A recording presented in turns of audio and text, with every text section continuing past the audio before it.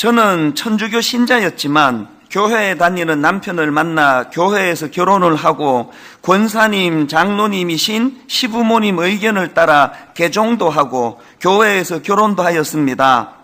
하지만 저는 교회라는 곳이 정말 불편하였고 교회의 언어나 분위기 모든 것이 싫었습니다. 사실 교회에 대한 좋지 않은 인식이 아주 많았습니다. 교회에 다니는 친구나 주변 지인들이 기도해 줄게 라고 이야기하면서도 뒤에 소위 뒷담화라는 것을 하는 것을 보고 많이 놀랐고, 그 기도나 은혜라는 것은 그냥 그들의 입에 발린 말이구나 라고 생각을 많이 했던 것 같습니다. 시부모님들의 교회에서도 전도니 통성기도니 은혜니 복음이니 하는 것도 모두 저를 불편하게 하는 것들이었고, 사람 모으기 같은 활동 같은 느낌도 많이 받아서 늘 교회의 예배 시간이 불편했고 어떻게든지 시부모님들만 아니면 피해가고 싶은 순간들이었습니다. 교회 어른들이 목사님이나 서로를 정죄하는 모습도 많이 보이고 여러 팔을 이루어 서로를 질책하다가도 만나면 울면서 서로 중보기도해 주시는 것을 보고 참 교회라는 것이 이중적이고 기도라는 주문으로 퉁칠 수 있는 곳은 아닌가 부정적인 생각이 가득했던 것을 고백합니다. 이렇게 시집 와가지고 이제 개신교로 바꾸었더니 거부감만 막 계속 쌓이는 겁니다. 그랬더니 또 그 다음 한번 들어보십시오. 유산을 경험하여 울고 있는 저에게 한 교회분이 하나님을 믿기 시작하면 고난을 주시는 거예요. 기도하기를 원하셔서. 이렇게 말하는 순간도 마음을 닫게 만들었습니다. 그저 얼마나 마음이 아프니? 라고 물어주길 원했지만 고난을 이기는 것은 기도라고 말해주는 것이 다 헛소리처럼 느껴졌고 그들의 입에서 나오는 늘 듣던 기도의 말이라고 생각하고 귀를 열고 싶지도 않았습니다. 이렇게 이제 부정적인 생각이 점점 쌓여가다가 이제 이분이 결정적으로 교회를 떠나게 되는 그런 이제 계기가 있는데요. 첫째 아이가 초등학교 2학년 때 다니던 교회 언니들에게 괴롭힘을 당하고 제가 들어보니까 그냥 조금 시달린 정도가 아니고요. 이 아이가 얼마나 상처와 충격을 받았던지 그 일 때문에 1년 가까이 심리 치료를 받을 정도로 아이가 힘든 상황이 벌어진 겁니다.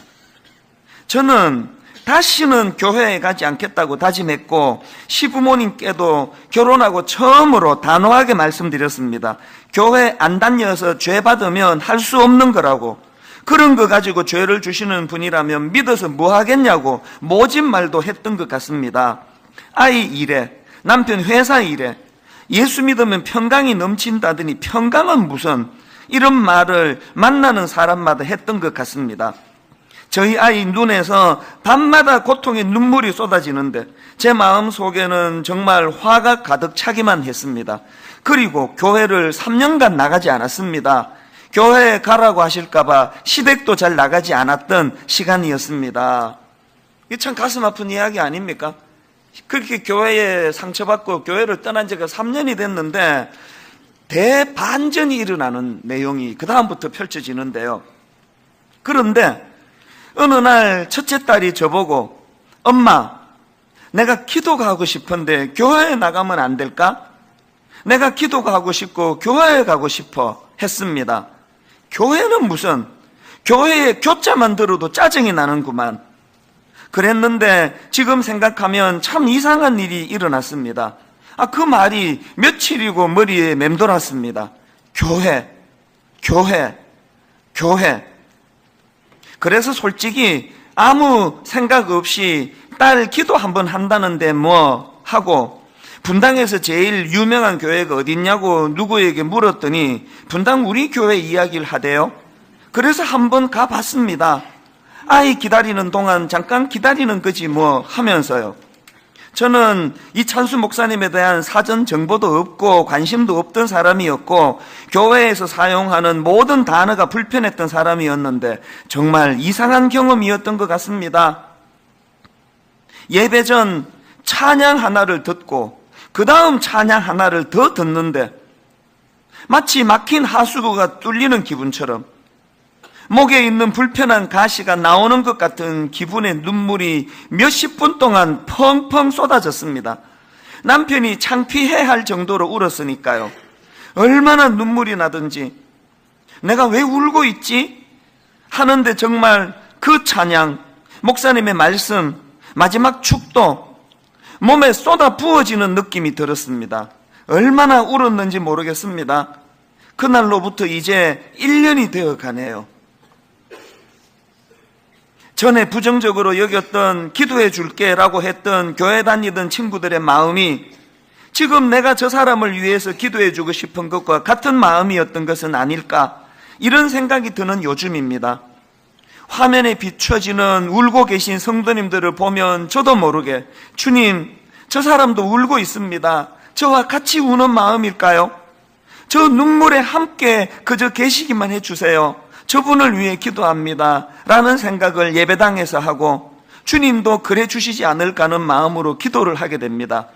설교에서 말씀하셨던 주변 사람들도 모두 나를 위해 기도해 주는 것 같은 느낌, 저도 매주 받는답니다. 제가 그렇게 하고 있으니까요. 그렇게 믿고 또 그 믿음이 저에게 힘을 줍니다. 1년 동안 목사님의 설교를 듣고 찬양대의 찬양을 듣고 울고 하며 교회 분들이 은혜라고 말씀하시는 것이 이런 것이구나 생각하고 예배는 사건이라고 하신 말씀이 무엇인지를 느끼게 됩니다. 예배 드리고 펑펑 울고 돌아 나오는 길에 이렇게 내가 여기에 나와서 하나님을 만난 것일까? 정말 꼭 누군가 여기로 나를 불러준 기분이 든다라는 생각을 오랫동안 했답니다. 제가 왜 이 글을 프린트해가지고 여러 번 읽고 밑줄을 긋고 그랬을까요? 여러분, 우리가 익숙해서 하는 한마디 하나, 우리는 익숙해서 뭐 사람이 다 그러지 뭐 그러면서 뒷담화하는 그 하나에도 한 영혼이 실족해서 교회를 떠날 수도 있다는 거, 이게 저에게 무겁게 들렸기 때문이에요. 너무 쉽게 우리가 기도해 드리겠습니다. 그 유산한 자매에게 하나님이 고난도 주시는 거예요. 우리는 쉽게 던지는 그 말이지만 그 한마디에도 상처를 받을 수 있다는 거, 그러니까 이런 것들이 저에게 참 많은 생각을 하게 해주었기 때문입니다. 그래서 제가 이걸 프린트해가지고 여러 번 반복해서 읽었는데, 여러분, 제가 그렇게 읽으면서 내린 결론이 뭔지 아십니까? 교회는 결국 영적인 공동체라는 겁니다. 교회는 결국 하나님이 일하셔야 상처도 치유를 받고 회복도 일어나고. 한번 생각해 보세요. 그 어린 딸이 교회에서 왕따 당해가지고 안 그래도 그 교회가 싫던 차에 세상에 그 1년 가까이 심리 치료를 받아야 될 정도로 딸이 상처받아 밤마다 울고 있는 그 모습을 보고 그렇게 울분이 쌓여가는 이 성도, 이 자매님을 어떤 사람이, 어떤 인간이 그 마음을 회복시킬 수 있겠냐고요.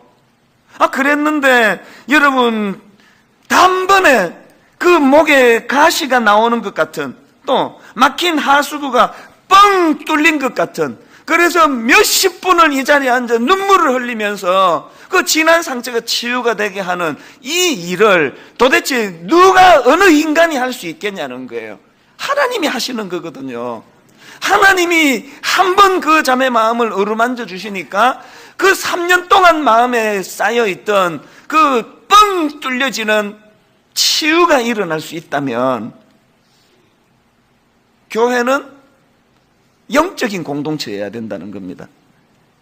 그래서 저는 창립 15주년을 맞은 오늘 우리 모두가 외쳐야 될 구호가 있다면 다시 예수 그리스도, 다시 예수 그리스도. 사도행전 3장에 나오는 성전 미문에서 구걸하는 그 장애인을 상상해 보셨습니까? 날 때부터 장애를 가지고 태어나서 본인 힘으로는 생계를 유지할 수가 없어서 그렇게 성전 미문에서 구걸하며 생계를 연명하던 그 가련한, 그 불쌍한 한 인생을 누가 그토록 기쁨이 넘치는 인생으로 바꾸어 줄 수 있겠냐고요. 사도행전 3장 8절에 보니까 뛰어서서 걸으며 그들과 함께 성전으로 들어가면서 걷기도 하고 뛰기도 하며 하나님을 찬송하니, 그 가련한 한 인생이 너무너무 기뻐 춤을 추며 그렇게 행복에 겨워 기뻐 뛰는 그 모습이 너무 아름다워가지고 지나가던 사람들이 다 그것을 보면서 10절에 보니까 그가 본래 성전 미문에 앉아 구걸하던 사람인 줄 알고 그에게 일어난 일로 인하여 심히 놀랍게 여기며 놀라니라. 이런 광경이 어떻게 가능할까요? 또 왜 오늘 교회 안에 이런 기쁨의 장면이 왜 잘 나타나지 않을까요? 결국은 은과 금은 내게 없거니와 내게 있는 것 곧 예수 그리스도의 이름으로, 그 예수 그리스도의 이름으로 그 장애인에게 다가갔기 때문에 그 장애인에게 그렇게 기뻐 춤을 추게 만드는 동력을 제공하신 분은 우리 인간이 아니라 예수 그리스도의 이름이라는 거예요. 그래서 여러분 15주년을 맞은 오늘 분당 우리 교회는 다시 회복해야 되는 것, 예수 그리스도의 이름입니다. 오늘 본문을 제가 이런 관점으로 살펴보려고 오늘 본문으로 택했는데요. 오늘 본문은 이름이 베데스다라고 하는, 이 베데스다라는 이름을 가진 한 연못 주변에서 일어난 일이에요. 그 베데스다라는 연못 주변으로 이런저런 병을 가진 환자들이 막 원근각처에서 몰려들고 있는 상황이에요. 왜 몰려드느냐 하니까 소문이 들려지는데 천사가 한 번씩 그 베데스다 연못을 이렇게 그냥 동하게 하면은 그때 제일 먼저 연못으로 뛰어드는 병자는 어떤 병이든지 다 낫는다 그러더라. 그 소문을 듣고 이제 신락 같은 희망을 가지고 병자들이 모여든 거예요. 막 모여들어 있는 배경이 오늘 본문인데요.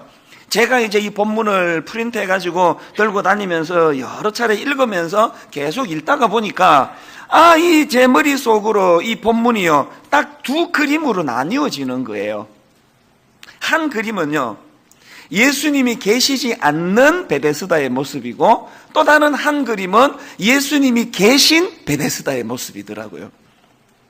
예수님이 계시지 않는 베데스다의 모습은 어떤 상황입니까? 살벌하게 짝이 없습니다. 모두가 다 경쟁자예요. 그리고 모두가 다 상처가 치유가 되지 않을 정도로, 그래서 서로가 같은 병을 앓고 있으니 참 동병상련으로 서로를 위로해 줘야 되는데 하나도 없었을 거예요. 다 적이에요. 다 라이벌이에요. 저것들 때문에 내가 고침을 못 받는다. 그래서 울분이 쌓여가는 곳이에요. 여러분, 참 이게 흥미로운 게요, 이게 원어로 보면 베데스다라는 이 못 이름 자체가요, 자비의 집이라는 뜻이에요. 이름은 자비의 집인데 예수 그리스도가 빠져버린 베데스다는 무자비의 집이에요. 자비 없습니다. 나 살고 봐야지. 오늘 본문을 제가 가만히 들여다보다가요, 그 당시 그 예수님이 안 계신 베데스다 주변의 분위기가 어떠한가를 감지할 수 있는 구절 하나를 발견했는데 5절 6절을 한번 보시겠습니까? 거기 38해 된 병자가 있더라. 예수께서 그 누운 것을 보시고 병이 벌써 오래된 줄 아시고 이르시되 내가 낫고자 하느냐? 그랬더니 이렇게 반응합니다. 7절. 병자가 대답하되 주여, 물이 움직일 때에 나를 못에 넣어주는 사람이 없어 내가 가는 동안에 다른 사람이 먼저 내려가나이다. 자, 지금 예수님은 그 병자 내면의 상태를 물으신 거예요. 네 마음이 어떠니? 네가 낫기를 원하니? 그랬더니 그 병자가 자기 내면의 상황을 설명하는 게 아니라 내가 낫기를 원하면 무슨 소용입니까? 아무도 나를 도와주는 사람이 없는데 튀어나오는 게 울분이에요.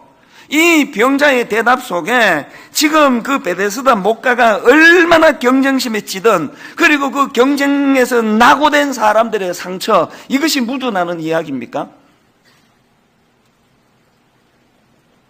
이게 예수님 계시지 않는 베데스다 목가의 풍경이에요.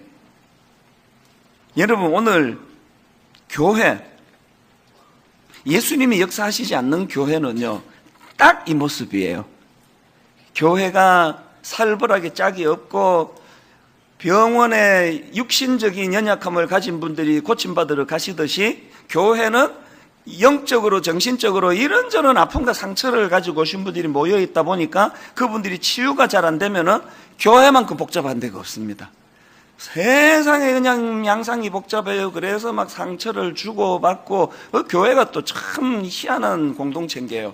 교회는요, 상처 주는 사람은 하나도 없어요. 상처 받는 사람밖에 없습니다. 이 중에 여러분 누구에게 교회에서 상처 주본 적 있으면 손 들어보세요. 아무도 없어요. 교회는. 놀랍습니다.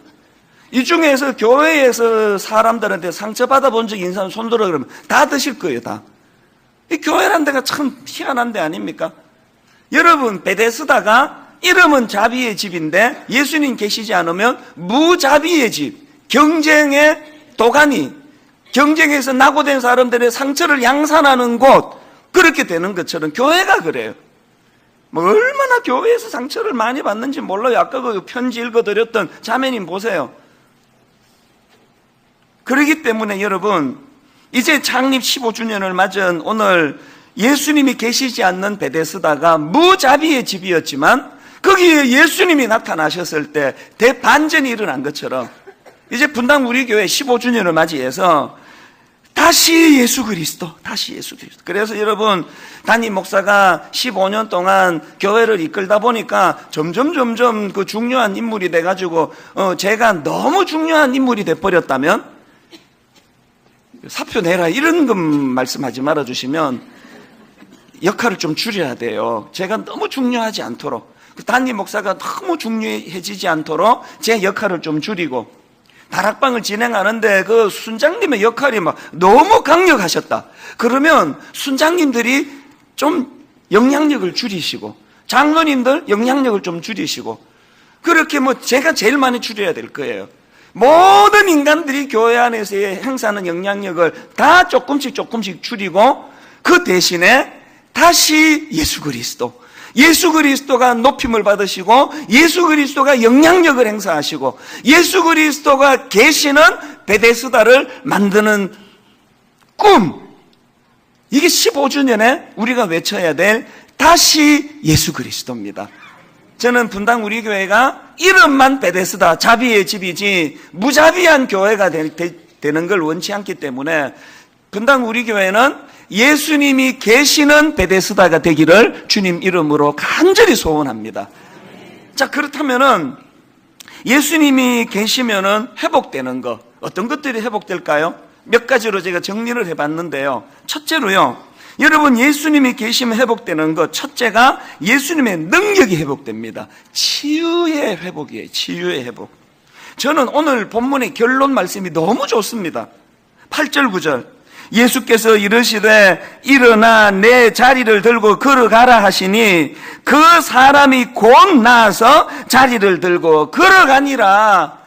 만약에 뭐 중간에 막 예수님 위로도 해주고 등도 두드려주고 뭐 밥도 사드리고 다 했는데 그 38년 된 장애인은 여전히 절망 가운데 그 자리에 주저앉았더라. 이렇게 본문 8절 9절이 끝났다면요, 이거는 오늘 본문으로 사용하면 안 되는 말씀이에요. 뭐 중요한 거는 회복이에요. 회복. 어쨌든 간에 그 절망했던 38년 된 병자가 예수님의 능력을 경험해서 치유가 됐더라. 그래서 저는 그 마음을 가지고 뭐 15주년 뭐 우리끼리 떡 해먹고 이게 중요한 게 아니고요, 오늘도 예배 가운데 이 38년 동안 절망과 우울, 답답한 마음속에 있었던 이 38년 된 병자같이 오늘 이런저런 실패 때문에 이런저런 경쟁에 낙오하고 우리 아이들이 세상의 그 경쟁에 어릴 때부터 상처받고 마음에 그런 치유되지 않은 상처가 있었던 분들이 오늘 다시 예수 그리스도, 그분이 이 예배를 주관하심으로 말미암아 그 38년 된 병자처럼, 그리고 또 처음에 편지 읽어드렸던 그 자매님처럼 단번에 여러분 내면의 상처가 치유되는 사건이 일어나는 예배가 되기를 바랍니다. 이게 일어나지 않으면 그게 교회가 교회를 할 수 없는 거 아닙니까? 저는 이 본문을 읽으면서 마태복음 17장에 나오는 한 사건이요, 예수님이 세 제자만 데리고 변화산으로 가세요. 베드로, 야고보, 요한 이 제자를 데리고 변화산에 가셨다가 이제 내려오시는데, 제자들이 있는 곳으로 내려오시는데 예수님이 딱 맞닥뜨리는 사건이 하나 있는데, 그게 마태복음 17장 15절입니다. 주여 내 아들을 불쌍히 여기소서. 그가 간질로 심히 고생하여 자주 불에도 넘어지며 물에도 넘어지는지라. 그 낙심한 아버지가 16절에서 내가 주의 제자들에게 데리고 왔으나 능히 고치지 못하더이다. 여러분, 이게 예수님이 부재한 제자들의 현실이에요. 여러분, 이게 예수님이 역사하지 않으시는 교회의 모습이에요. 능히 고치지 못하더이다. 그랬는데 예수님이 다시 복귀하시면서 대반전이 일어나는데요. 17절 18절 예수께서 대답하여 이르시되 믿음이 없고 패역한 세대여, 내가 얼마나 너희와 함께 있으며 얼마나 너희에게 참으리요 그를 이리로 데려오라 하시니라. 이에 예수께서 꾸짖으시고 귀신이 나가고, 결론 아이가 그때부터 나으니라. 이게 오늘 본문에서 곧 나아서 자리를 들고 걸어가니라 같은 상황 아닙니까? 여러분, 오늘 우리 시대야말로 우리 자녀들이 불에도 넘어지고 물에도 넘어지는 혼미한 상황 그 자체 아닙니까? 저는 목사인데도 불구하고 우리 새아이들이 자라가면은 정말 제 마음이 혼미해요. 얘들을 내가 어떻게 도와야 될지, 어떻게 지도를 해야 될지 막막하기 짝이 없습니다. 오늘 온 나라가, 온 시대가 물에도 넘어지고 불에도 넘어지고 가치관도 없고 말로도 할 수 없는 혼미한 시대이기 때문에, 여러분, 오늘 이런 시대이기 때문에 우리 모두가 다 구해야 되는 것, 하나님이 물에도 넘어지고 불에도 넘어지는 이 혼미한 우리 아들이, 우리 딸이 교회를 통해서 좀 치유가 일어나기 원합니다. 인생의 목표가 설정이 되고 이 혼란한 세상 속에도 중심을 가진 신앙인으로 자라도록 하기 위해서는 분당 우리 교회가 예수님이 계신 베데스다가 되어야 된다는 거예요.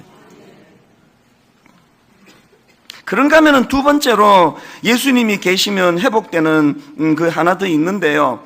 예수님의 마음이 회복이 되는 거예요. 그게 긍휼입니다. 긍휼. 5절 6절 한번 보십시오. 거기 38해 된 병자가 있더라. 예수께서 그 누운 것을 보시고 병이 벌써 오래된 줄 아시고.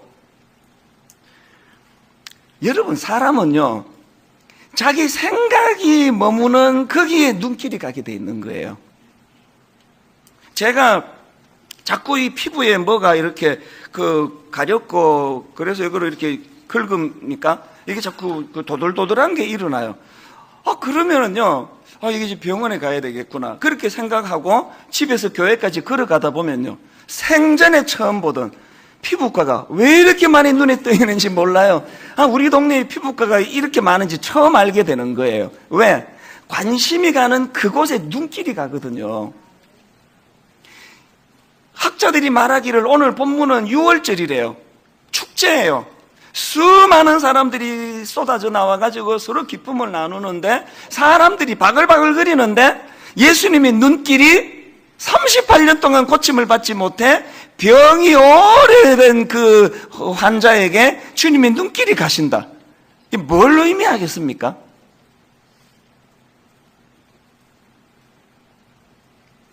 교회 안에 다시 예수 그리스도, 예수님이 회복이 되신다. 그러면 교회가 어디로 눈길이 가야 되는 겁니까? 또 이게 영적인 부분이기 때문에요. 분당 우리 교회가 얼마나 건강한 교회인지, 또 여러분 각자가 저 집사님이 저렇게 열심히 애를 쓰기는 하는데, 그러나 그 내면의 영적인 상태는 아무도 몰라요. 저게 신용을 하는 건지 진짜 가슴이 뜨거운 건지는 아무도 몰라요. 잣대가 하나 있습니다. 예수님이 머무시는 그 눈길, 예수님이 머무시는 그곳에 그 집사님 눈길이 머물면 성령 충만한 거예요. 예수님이 지금 그 수많은 군중들 사이에서 이 가련한, 이 불쌍한, 고침받지 못해 세상에 대해 원망하는, 아무도 나를 도와주는 이가 없습니다 하는 그 한 병자에게 주님의 눈길이 머무셨다면 뭘 반성해야 되는 겁니까? 설교자로서 저는요, 가끔씩 그렇게 상처를 받아요. 지난주에도 그런 일이 있었는데요. 제가 지난주에 그 세월호 유가족, 그 세월호 아이들, 그 PD 수첩을 보니까 어른들의 그 탐심으로 그냥 이 어린 애들이 수학여행 가다가 목숨을 잃었는데, 애들이 그 죽기 전에 나 꿈이 있는데, 난 살고 싶은데, 그 절규를 제가 나누었더니요, 억장이 무너지는 이야기가, 이찬수 목사가 선거운동을 했대요. 선거운동을. 얼마나 낙심이 되든지 오늘날 여러분, 이 설교자가 불신당하는 시대. 저는요, 우리 집사람 누구 찍는 거에 대해서도 간섭 안 하는 사람이에요. 자기가 기도하면서 정한 걸 내가 뭐하러 이래라 저래라, 저 딸 누구 찍겠다는 것도 제가 토한다는 사람이에요. 너무나 강단이 불신을 당하는 시대에 대해서 설교할 의욕이 안 생기더라고. 설교할. 어떤 사람은 저보고 진보라 그러고, 어떤 사람은 저보고 보수라 그러고. 15년 동안 내가 내 성향을 한 번이라도 드러냈다면 저는 하나님의 종이 아닙니다. 양심을 걸고 하는 이야기예요. 강단은요, 그 목사 정치 성향 드러내는 데가 아니라고 저는 믿거든요. 신앙의 언어를 선포하는 게, 지난주 설교를 듣고 여러분이 기도하면서, 아, 그 후보가 1번이구나, 그 후보가 2번이구나, 그 후보가 3번이구나, 그건 여러분이 결정하는 일이거든요. 강단에서 선포하는 거는 신앙의 언어예요. 예수님의 눈길이 38년 된 고침받지 못한 그 절망하는 그 한 사람에게 마음이 가 있다면, 이게 뭐 정치적으로 또 사회적으로 경제적으로 이게 뭐 효과가 있는지 없는지 그건 나 잘 모르지만, 강단에서만큼은 예수님의 심정을 전해야 되는 거 아닙니까? 이런 의미에서 저는요, 요한복음 11장에서 그 이해가 안 되는 그 대목을 하나 옛날에 제가 발견했었는데요. 그게 뭐냐 하니까, 아, 예수님이 너무너무 사랑하는 그 나사로 죽어버렸어요. 그 예수님이 그 너무 안타까우셔서 이제 현장으로 가셨는데요. 요한복음 11장 33절부터 한번 보십시오. 예수께서 그가 우는 것과 또 함께 온 유대인들이 우는 것을 보시고 심령의 비통이 여기시고 불쌍히 여기사 이르시되 그를 어디 두었느냐? 이르되 주여 와서 보옵소서 하니, 그 다음 보세요. 예수께서 눈물을 흘리시더라. 이 진짜 이상한 거 아닙니까? 왜? 조금 이따 예수님 지금 살려주실 거거든요. 그 뭐 금방 살려주셔요. 금방. 아, 그러면 예수님이 씩 웃으셔야 되는 거 아닙니까? 아이고, 이것들이 몰라가지고 내가 살려줄 건데 울고 자빠졌네. 내가 살려줄 건데. 그러면 혼자 씩 웃으셔야 되는 거 아닙니까? 당신이 지금 살려주실 거면서 그 죽은 나사로를 보고 왜 우시느냐고요. 그건 처음에는 이해가 잘 안 되더라고요. 이게 뭐지 이게? 이게 뭔 것 같으세요, 여러분은요? 지금 예수님은요, 나사로라는 특정한 그 인물을 보시면서 뭘 보시느냐? 저렇게 그냥 하나님을 지멋대로 떠나가지고 그 탕자처럼 지멋대로 인생을 영위하다가 틈만 나면 저렇게 가슴 아픈 일을 겪고 틈만 나면 억장이 무너지는 그 죽음의 공포를 극복하지 못하는 그 인생들에 대한, 그 가련한 인생에 대한 주님의 긍휼하심 아닙니까? 그 주님의 우리를 향하신 그 긍휼하심이 있었기 때문에 나사로를 살려줘야 되겠다, 그 마음이 동기가 생겨나시는 거고, 오늘 저와 여러분을 십자가로 구원해 주시는 십자가의 자리까지 가는 너무 엄청나서 도대체 믿어지지가 않을 정도로 안 믿어지는 그 일을 감행하신 게 그 주님의 긍휼하심 아닙니까? 교회는 그 우리의 상함을, 우리의 아픔을, 그 사랑하는 오빠가 죽고 사랑하는 지인이 죽어 눈물 흘리는 그 인생에 대한 그 애틋한 마음을 갖고 계시는 우리 주님의 긍휼하심. 교회가 이거 빠지면 이게 무슨 교회입니까? 저는 오늘도 꿈꾸어요. 정말 나라를 사랑하는 건강한 진보가 이 안에 많기를 바라고요. 정말 눈물이 있고 따뜻한 보수가 이 안에 있기를 바라고요. 그 진보와 보수가 자기가 옳다고 믿는 그 믿음을 가지고 서로 어떤 때는 경쟁하고 어떤 때는 협력하면서, 왜 우리나라는 이런 일이 좀 잘 안 일어날까요? 예수님이 이 교회에 회복의 은혜가 일어난다면 긍휼이 회복이 돼야 돼. 그 수많은 그냥 이 부자도 있고 건강하고 뭐 서울대 들어가고 이런 사람한테는 별로 눈 안 줘도 잘 살아요. 오늘도 여기 저 구석진데 울고 있는 분이 계실 거 아닙니까? 3년 동안 교회를 안 나갔다가 지금 처음으로 그 딸이나 교회 가고 싶다 그래서 여기 와 앉아 있는 어떤 분이 계시다면, 이 교회 왔더니 모두가 다 나 위에 기도해 주는 것 같다고. 그 당신은 진보입니까? 보수입니까? 내 편이네요. 적이네요. 이게 교회입니까? 이게? 여러분, 이게 교회입니까? 예수님이 회복이 되면 그 수많은 군중들 가운데 우는 그 한 사람, 연약한 그 한 사람, 그래서 나사로를 살려내시고 안 내시고의 문제가 아니라 그 인생에 대한 긍휼히 여기는 마음, 분당 우리 교회 이거 회복되면 좋겠어요. 전 이런 점에서요, 내가 존경하는 분들이 계시는데 경조부예요. 경조부. 제가 어쩌다가 발인 예배 인도하러 장례식장에 가보면은요, 그 발인 예배는 주로 새벽에 드리잖아요. 한결같이 그 나와서 세상에 그 새벽에 교회 신디를 갖다 놓고 반주를 하고 찬양을 불러드리고 그 함께 우는 그런 분들을 보면, 분당 우리 교회 구호가 함께 울고 함께 웃는 분당 우리 교회지만 함께 우는 에 초점이 들어가면 좋겠습니다. 그래서 여러분, 저는 오늘 한 가지 그 부탁을 드리고 싶은데요, 다락방에 참석하셔야 돼요. 다락방에. 여러분, 다락방 가셔야 돼요. 이렇게 한번 예배 드리고 이거 아니에요. 공동체예요. 다락방에 가셔야 돼요. 그리고 이번에 또 교재를 새로 만들었는데, 지금까지는요 제 설교를 가지고 교재 만들고 설교를 제공했는데 이거 빼라 그랬습니다. 설교가 자꾸 중요해지면 안 될 것 같아서 성경 읽으면 되는데 설교 안 읽어도 돼요. 여러분들이 예습하셔야 돼요. 예습. 다락방 가시려면. 그리고 더 중요한 거, 가정을 오픈하셔야 돼요. 가정을. 요새 자꾸 그 집 오픈은 안 한다 그래가지고 그 스타벅스 가가지고 다락방 하는 사람들이 있대요. 가정을 오픈해야 돼요. 우리 집은 누추해서 그래서 오픈하는 거예요. 그래서 그 가정을 오픈해서 아이들 머리에 손을 얹어 축복을 하고 가정을 오픈해야 돼. 가정을. 분당 우리 교회가 예배를 통해서도 은혜를 누려야 되겠지만, 여러분, 우리 다락방 소그룹에서 서로가 서로를 위해 울어주고 손을 잡아주는 예수님의 긍휼이 회복되는 교회가 되기를 바랍니다.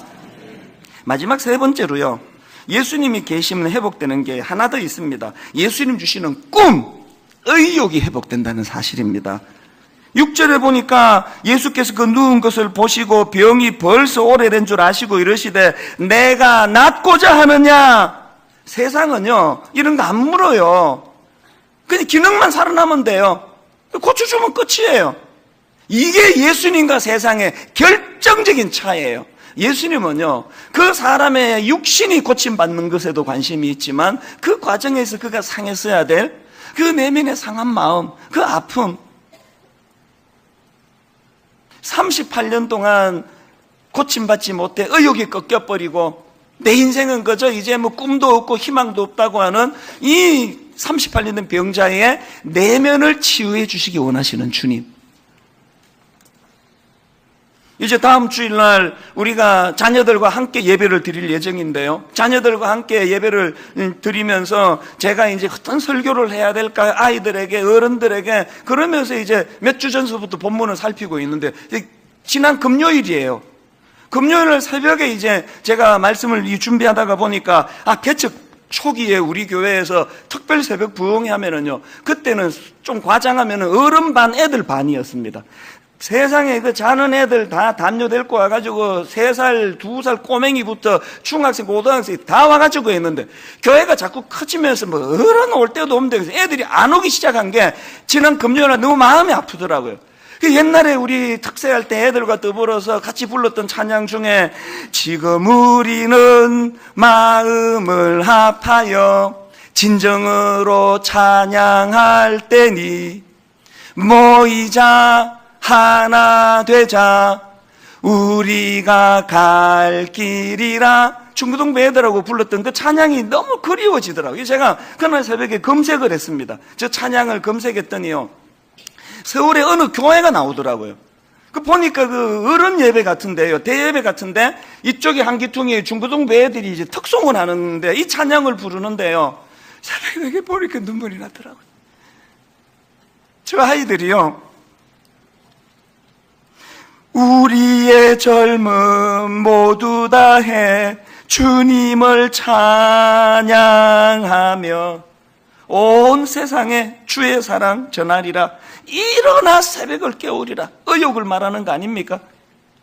왜 이렇게 눈물이 나는 이유가요, 오늘 여러분 엿새 동안 아이들 꿈을 짓밟아버리는 나라, 세상에 애들 꿈 이렇게 작정하고 짓밟는 나라가 우리나라 말고 또 있을까요?